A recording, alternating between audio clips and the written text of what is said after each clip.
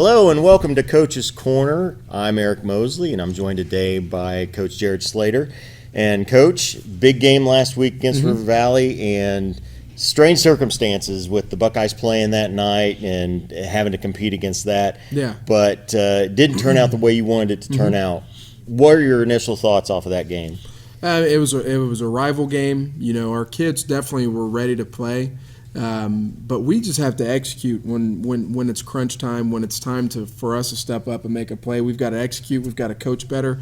That's where we're going to that's when we'll take the next step, is when we're able to execute when we're down. You know, if we can do that, this program can be very successful, and that's kind of where we're lacking right now. So it's up to me and the rest of the coaches have to figure out how we can move forward from that. Now, it was a close game in the first half. RV was only up 14-6. Then you come out in the second half, get it to 14-12. At that point, you've got to feel pretty good. What did you do a little bit differently coming out of halftime to get that game back to being close? Honestly, we didn't change much of anything of our game plan. It was just a matter of us executing, and we knew that. You know, offensively, River Valley ran exactly what we thought they were going to run. There wasn't a play design or formation that they saw that the kids weren't prepared for. And it was the same thing for us, you know, on our offense. You know, we just had to go out and execute at a high level. We did that coming out of the second half, but there was just too many times where we shot ourselves in the foot, and good programs don't do that. So, you know, we were back to the drawing board on Saturday. We had a good walkthrough on Monday, so we're just gearing up for Clear Fork right now. What do you think was the biggest turning point in that second half that kind of swayed that game to go with River Valley? There can be a lot of things. You know, there maybe was some questionable calls from the referees, but at the end of the day, it's on the coaching staff for not putting the kids in the positions to go out and be successful. And, you know, that's on us. We're not going to blame it on anything else, but we just have to be better. We have to be better in crunch time when we're down, when we're facing adversity. And in this game, who do you think stood out for you guys the most? Offensively, we had a few guys stand out for us. You know, DeAndre had around 150 yards again for us rushing. Brady Wink was efficient. He had a turnover towards the end of the game, but he was efficient. Our offensive line played well. You know, offensively, I didn't think it was, you know, a performance thing. It was an execution thing. You know, defensively, a few guys stood out for us. You know, Mitch Myers, one of our senior leaders.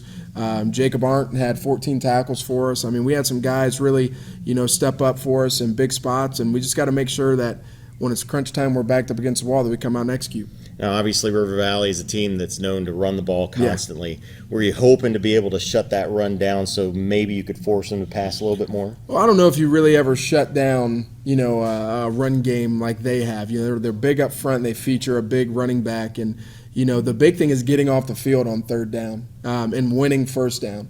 You know, the times where we were able to get stops and 3 and outs, it's because we were winning first down and we were putting them in second and long and third and long. And against a wing T style team that wants to run the ball 70% of the time, if they're playing behind the chains, now it's forcing them to be something that they don't want to be. In the second half, we didn't do enough of that, you know, and that's on us. Like I said, as a coaching staff, we've got to do a better job of putting the kids in the right spot. So, you know, we want to win first down. We want to get off the field on third down against teams that run the ball like that. And their defense, big defensive line generally. But I think, you know, at least for me going into this game, I felt like Harding had a pretty good advantage with your speed. Absolutely. So did they match up with the speed very well, or was it just a matter of, you know, they had the right defensive schemes going at most of the time? It was a matter of us executing. I mean, that's what it came down to. You know, a missed block here, a missed block there, a missed throw, you know, maybe not hitting the right hole in the run game at times. It was just us getting in our own way. And against good programs, against good teams, you know, River Valley's 6-2. They're a good team right now, and, you know, we can't do that, you know, and that's when we'll take the next step. When we stop getting in our own way, we'll be a lot better. We've talked a lot this season about how good the MOAC is. Obviously, the game against Pleasant, maybe the best game that Harding's played overall. Yeah. And that was early in the season. Do you worry that it's going to be tough to get back to that when it happens so early in the season? No, I'm not really worried about that at all. You know, I'm not worried about getting back to that. You know, the Pleasant game was a big win for us as a program, obviously, but I'm worried about us executing and winning each day in practice. The last few weeks we've not been able to win every single day in practice, and good programs don't do that. They don't lose the day, and we've just got to make sure that we're taking that next step. If we beat Clear Fork on Friday, people will be saying, it was one of the biggest wins Harding's had this season, one of the biggest wins they've had in the last few years because we've never beat them before. So we're just focused on, winning each day, and if we can do that, we'll be fine as a program. All right, let's go ahead and take a quick break. When we come back, we'll show some highlights from this week's game. You are watching Coach's Corner.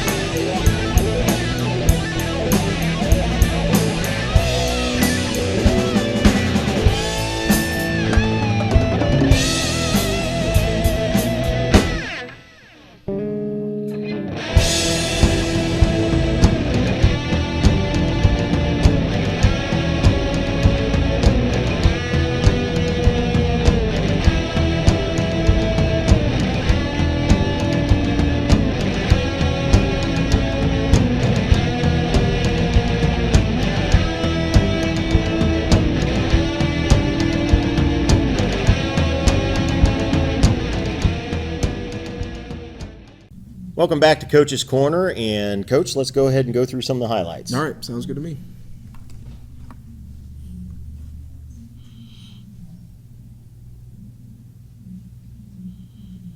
Right here we have Tobias. Tito, he's setting the edge for us right there. Did a really good job for us on Friday.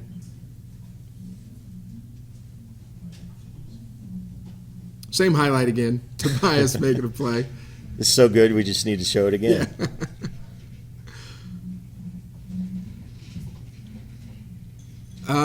Right here, this was DeAndre. We had a Wildcat package for him this week. He did some good things for us out of that package.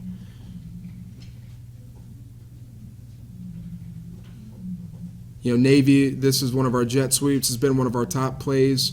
This was, getting the ball out to our athletes and just working to get a first down. It was a great job by the offense. Justin Bentley had a big game for us defensively. He played really well. Here he is with a stop. That's another defensive stop right here. Like I said earlier, in the first half, the defense played really well. DeAndre had another big game for us on the ground. Here he is getting about 8 yards on that carry.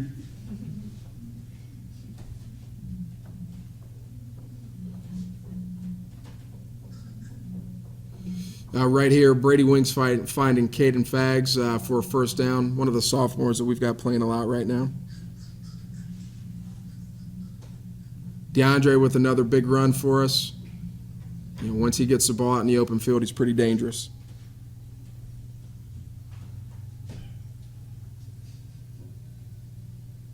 This is where we've got our heavy package in.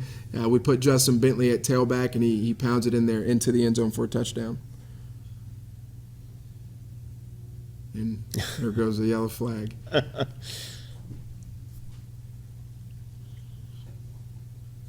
Right here we've got DeAndre again, just getting the ball. He was creating some big problems for them in the run game. See Coach Hamilton trying to drive the tempo on the sideline. That was pretty good. Here's Bentley again getting into the end zone. We know when we get down the 1 yard line, he's a guy that we can put in there to really, bring power to our heavy package and get into the end zone. So we talked a little bit about some of the adversity, and you can't go into each game knowing exactly how anything's going to go. Yeah. There's the human element involved, obviously, whether it's coaches, referees, players. how do you keep a team focused through all that? I mean, it is tough, and I think that's one of the fun challenges of being a football coach is figuring out how you can keep the team dynamic and the team focused through that adversity. You know, the big thing that we try to preach to the kids is having a next play mentality, that it doesn't matter what happened the play before. If the ref made a bad call, if we had a penalty or we had a tackle for loss or anything like that, what are you going to do that next play and how are we going to respond? And it's just constantly reminding them of that throughout the game. We're going to get smacked in the face at times. And one of the analogies that we like to use is, to have a Buster Douglas mentality. Obviously, everybody knows Buster Douglas, defeats Mike Tyson, who's arguably the most powerful puncher in boxing history. But he just kept swinging. Buster Douglas just kept swinging. So that's the mentality that we really try to get our kids to embody. And if we can do that, every Friday, whenever we face that adversity, which will happen every single Friday, we'll be perfectly fine. So just trying to get the kids to realize that we are good when we're locked in and we're focused and we're executing. So we're getting there. It's baby steps right now, but we are getting there. And this week, big game coming up. How's the attitude been so far after, again, another big game, a county rivalry? No matter how it would have went, it would have been a big game. Yeah. So what's the attitude been like after a loss like that? It's been pretty good. Saturday we went back to the drawing board watching film. The kids were really focused. Yesterday during practice, they were pretty locked in on the task at hand, and they know what's at stake. The seniors know they're guaranteed 2 games, and it's how do they want to be remembered. And the underclassmen, because we've got a lot of underclassmen that are playing right now, understand what's at stake. If we can find a way to finish the season, 5-5 and beating a team like Clear Fork, a team that we've never beat, that will bode well for the future of this program. So, we're so locked in on Clear Fork, and I think our kids are going to be ready for the challenge. And again, it has to feel like, with the way the league is, any week anyone can win, and Absolutely. You guys have an excellent opportunity to win this week. We do have an excellent opportunity, and the kids are seeing that. They know that we can go out, and if we go out and we play at a high level and we execute that, in the fourth quarter we'll have a chance to win against a really good team that's coached really well. So I'm just excited for them to get out there on the new turf in Belleville. I think that's the city. Yeah. I'm excited for them to go out there and play. Hopefully we're singing the fight song at the end of the night. All right, well, we'll take a quick break, and when we come back, we'll have a couple player interviews. Again, you are watching Coach's Corner.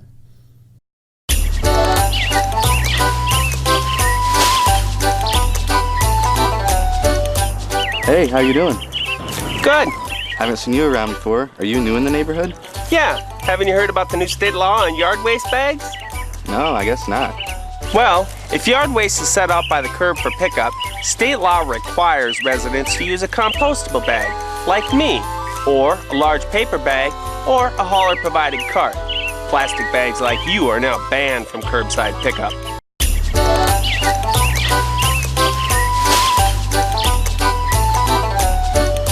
This is the other new bag in the neighborhood. Hi guys, what's shaking? Hey there, welcome. Welcome back to Coach's Corner, and right now I'm joined with Caden Morris and Caden Hill. Let's just get right to it, guys. Tell me a little bit about this River Valley game. Big rivalry game. Obviously, you guys wanted to come out on top, but what was that experience like out there on Friday night? It was hard fought. Definitely could have played better. Just got outworked, really. Got out-hustled. All right. So, Caden Hill, sophomore, playing center, so you were like right in the middle of the action. What's it like being a sophomore starting this year, and you're kind of the one that leads that offensive line?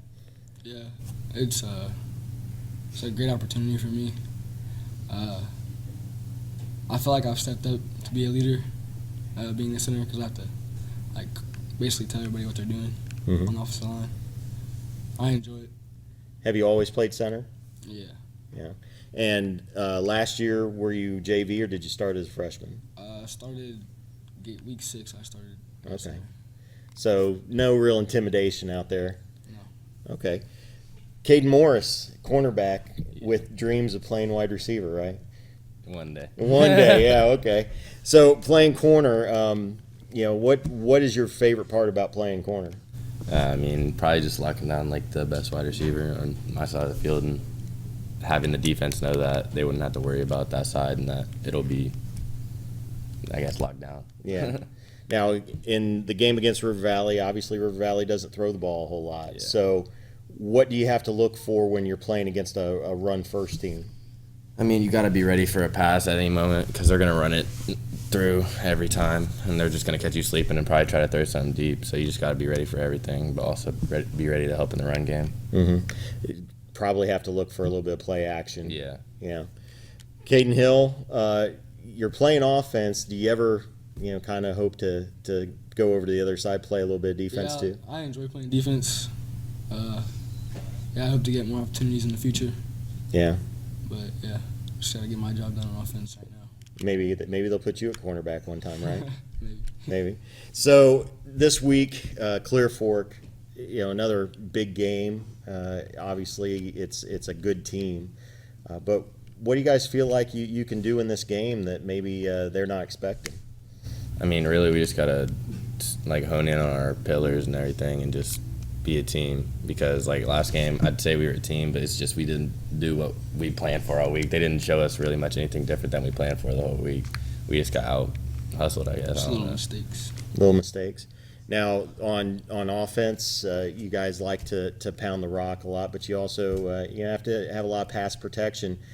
Clear Fork's defense is tough defense, so Caden Hill, what do you feel like you're going to have to look for? Maybe blitzes up front or anything like that? Yeah, just everybody's got to know what their job is up front with blitzes and stuff because we all know what we're supposed to be doing. But if everybody's locked in, we'll get our job done. And still a chance for this team to finish 500, which hasn't happened for a few years. So a lot to play for. It's got to be – there's probably a lot of frustrations with this year, but it's got to feel good that you still got a chance to have a pretty good season. Yeah, definitely. Good. Well, guys, thanks for coming, and thanks for everything. Good luck this week. Thank you. All right, we're going to take a quick break, and when we come back, we'll have some more comments from Coach Jared Slater. This is Coach's Corner.